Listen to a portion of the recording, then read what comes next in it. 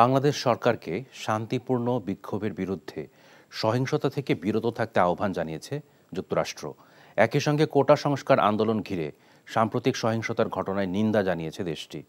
নিয়মিত সংবাদ সম্মেলনে মার্কিন পররাষ্ট্র দপ্তরের মুখপাত্র ম্যাথিউ মিলার বলেছেন, শান্তিপূর্ণ বিক্ষোভকে সমর্থন করে ওয়াশিংটন।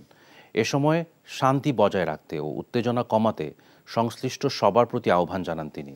মিলার বলেন, বাংলাদেশের সাম্প্রতিক ঘটনা যুক্তরাষ্ট্র নিবিড়ভাবে পর্যবেক্ষণ করছে। যে কোনো ধরনের বিক্ষোভ শান্তিপূর্ণ হতে হবে বলেও উল্লেখ করেন মার্কিন পররাষ্ট্র দপ্তরের মুখপাত্র। Republicans say she's boycotting. I don't spend much time worrying about that. এখন জন্ম সনদ দিয়ে খোলো বিকাশ স্টুডেন্ট অ্যাকাউন্ট।